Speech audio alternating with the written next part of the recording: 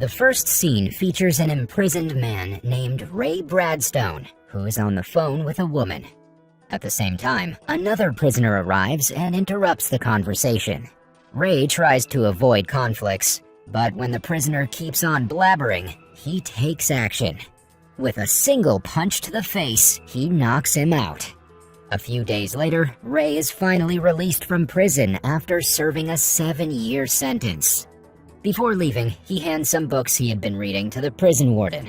Shortly after, a man named Philip LaRue arrives in his nice car and invites Ray to rob a bank. It's revealed that Philip was his accomplice in the crimes he committed in the past. Philip tries to convince him to join him in another robbery, also offering him a ride in his car.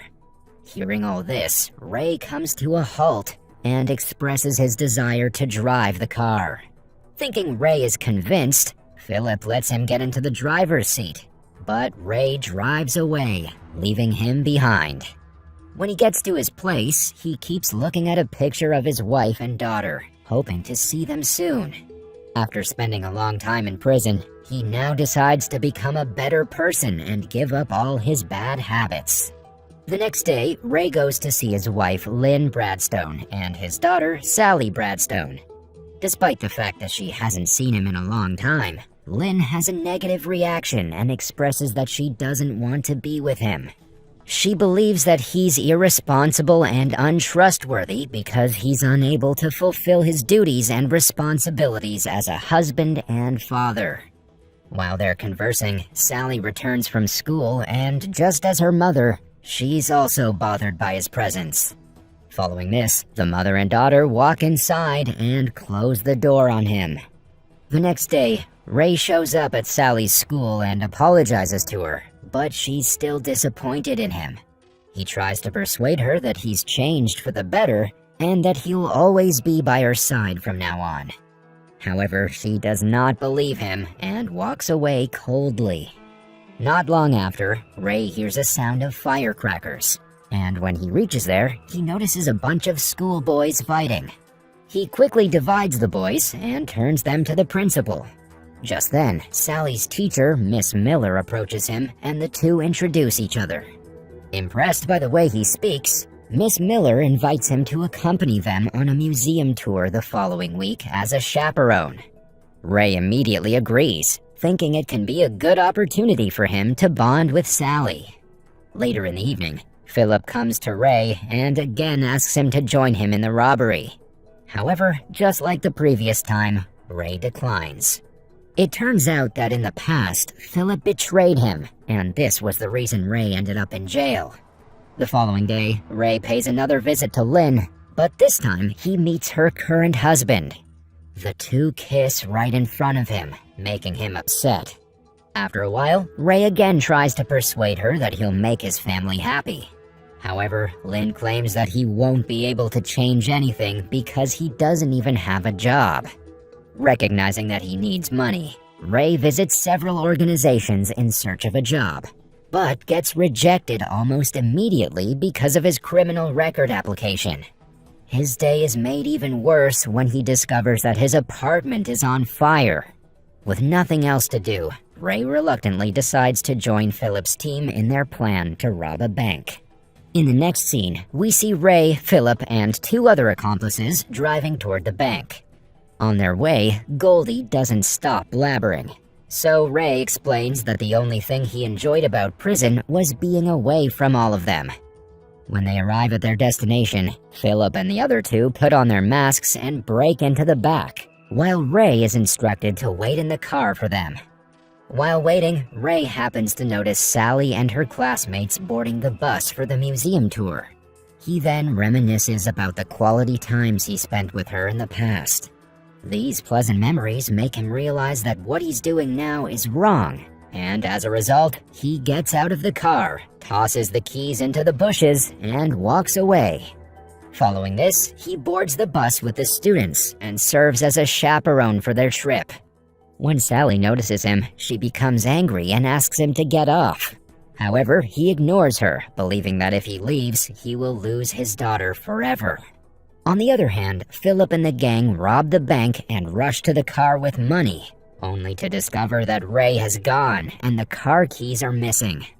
Left with no choice, they run away in an attempt to avoid being apprehended. However, Dale runs in the direction of the school bus, causing him to trip over and drop the money bag. Scared about being caught, he leaves the bag and runs away. But just after a while, some policemen apprehend him and take him away. Meanwhile, Philip and Goldie steal a car in order to flee, and while driving, they spot Ray on the school bus. Enraged at the betrayal, they start pursuing him, but to their bad luck, they accidentally get hit by a truck. Philip then contacts the school and somehow manages to obtain information about where the school bus is heading. Elsewhere, Dale regains consciousness and finds himself in the hospital. Soon after, 2 police officers confront him and demand information about the robbery as a whole. After the interrogation, the police learn that the money bag is in a school bus that was parked nearby. In the next scene, Ray and the students finally arrive at the museum, but sadly, they learn that the tour guide who was supposed to accompany them has become ill. Refusing to let his daughter get bored, Ray decides to volunteer and guides the students around the museum. He appears to be knowledgeable about museums and animals because he's read a lot of books in prison. While dealing with the students, Ray notices Philip and Goldie in the museum, so he tells the students to hurry back to the school bus. He also activates the fire alarm, prompting all visitors to rush outside. After this, when no one is looking, he confronts the 2 in the restroom and beats them up. Then he explains that he has changed his mind and no longer wants to be involved with them. Following this, Ray drives the students to the next location of their study tour. After they arrive at their destination, he waits for them to get off and then searches the bus trunk. Surprisingly, he finds the bag containing money. At first, greed sets into his mind, and he thinks of keeping it, but soon he remembers his family and decides to return the money in order to put an end to this ordeal. He calls Philip, who's standing across the street, and heads towards them with the money bag.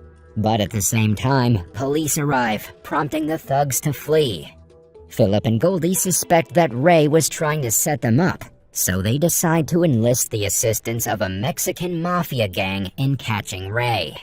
The same afternoon, Ray and the students drive to their hotel, and Miss Miller instructs them to quietly settle into their rooms. As soon as they arrive, Ray takes the money bag and enters his room.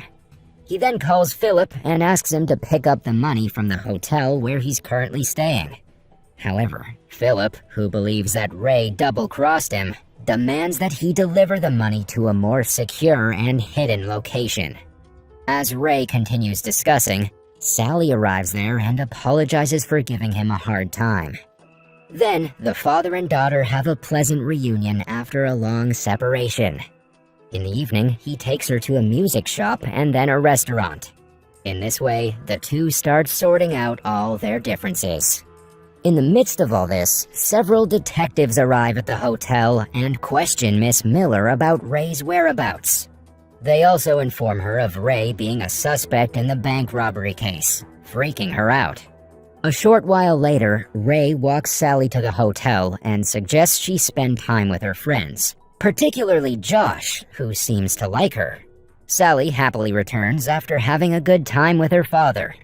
But her joy is short-lived as she sees news of Ray being charged with robbery. Enraged, she confronts him right away, claiming that she made a mistake trusting him again. But Ray is not ready to give up on his daughter so easily. He tells her everything that's going on, and this finally calms Sally down. In the meantime, he notices the detectives nearby and realizes that he is a target. So, he asks that Sally bring the money bag from his room. After obtaining the bag, Ray asks her to join her friends while he goes to return the money. Sally agrees and starts walking back. But unfortunately, Philip and Goldie abduct her.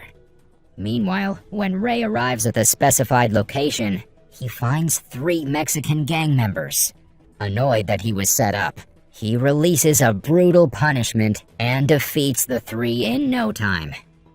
Soon after, he receives a phone call from Philip, who reveals that his daughter has been kidnapped.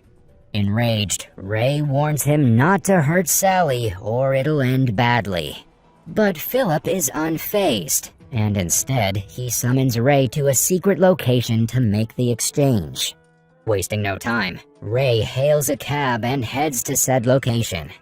Before getting off, he hands some cash to the taxi driver, instructing him to drive away as soon as Sally gets inside. As per the plan, Sally successfully escapes and returns to the hotel with her friends. But realizing that her father is in danger, she decides to assist him.